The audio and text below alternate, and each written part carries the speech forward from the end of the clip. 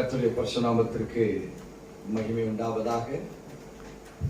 ஒரு வசன பிரசங்கத்தை நாம் பார்ப்போம், தியானிப்போம். மத்தேயு 6ஆம் அதிகாரம் 31வது வசனம் இப்படியாக சொல்லுகிறது: ஆகையால் எண்ணத்தை உண்போம், எண்ணத்தை குடிப்போம், எண்ணத்தை உடுப்போம் என்று கவலைப்படாதீர்கள். ஆண்டவருடைய பிரமாணங்கள்ல, புதிய ஏற்பாட்டுல ஆண்டவர் சொல்லக்கூடிய ஒரு காரியம் நமக்கு உன்னுடைய சுய சரீரத்துக்கு உண்டானதை குறித்து தானே நீங்க கவலைப்பட வேண்டிய அவசியமே இல்லைன்னு சொல்றார். ஏனென்றால் அதற்கு முன்பான வசனம் சொல்லுகிறது: அற்ப விசுவாசிகளே, இன்றைக்கு இருந்து நாளைக்கு அடுப்பிலே போடப்படும் காட்டு புல்லுக்கு தேவன் இவ்விதமாய் உடுத்துவித்தால் உங்களுக்கு உடுத்துவிப்பது அதிக நிச்சயம் அல்லவா? சோ நம்ம ஒவ்வொரு காரியங்களும் நம்முடைய டைமை ஸ்பிரிட் ஆஃப் ஈவில் எப்படி நம்மளை யூஸ் பண்றான்னா, நம்முடைய சிந்தைக்குள் இருந்து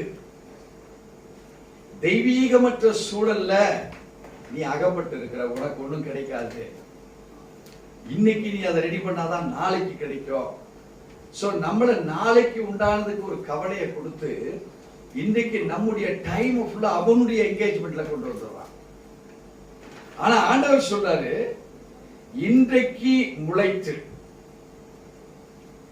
அந்த ஒரு காட்டு புல்லுக்கு கூட தேவன் அந்த ஒரு நாள் இருக்கக்கூடிய அந்த காட்டு புல்லுக்கு ஒரு அழகு கொடுத்து அதை உடுத்து வித்து அதை பராமரிக்கிறார் என்றால், அவருடைய ராஜ்யத்துக்கு என்று உங்களை என்னையும் தேர்ந்தெடுத்திருக்கிறார்.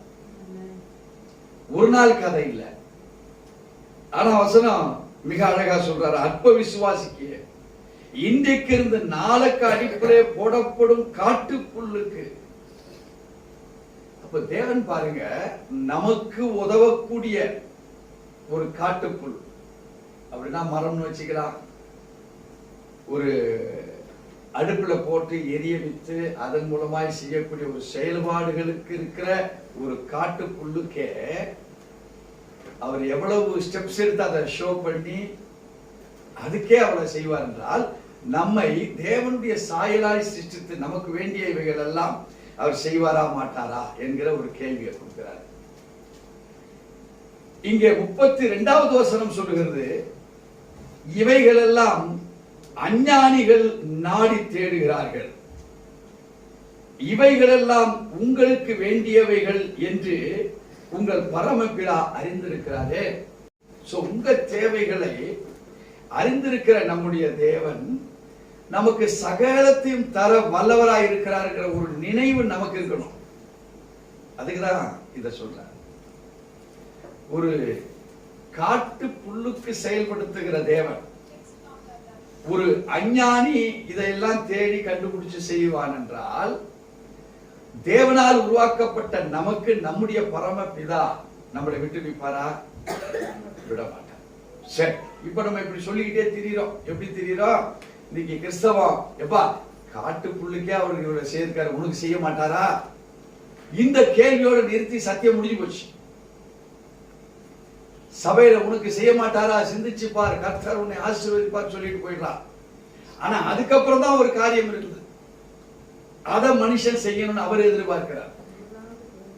அது என்னன்னா 33வது வசனம் சொல்லுகிறது: முதலாவது தேவனுடைய ராஜ்யத்தையும் அவருடைய நீதியையும் தேடுங்கள், அப்பொழுது இவைகள் உங்களுக்கு. நம்ம வாழ்க்கையில செயல்பட வேண்டியது என்ன? கவலைப்படாமல் இருக்கக்கூடியது என்ன? எதை குறித்து அஞ்ஞானி அதை நினைக்கிறான், எதை குறித்து ஞானம் படைத்திருக்கிற கிறிஸ்தவன் சிந்திக்கணும் என்பதை இந்த வசனங்கள் தெளிவாய் சொல்லுகிறது.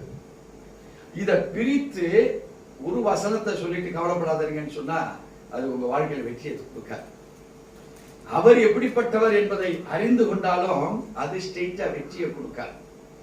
கிறிஸ்துவை குறித்து சொன்னா எல்லாரும் தெரியும், அவர் நல்லவர், என் பாவங்களை சுமந்தவர், சரி, இது இட் இஸ் an இன்ஃபர்மேஷன், ஒரு அறிவிப்பு.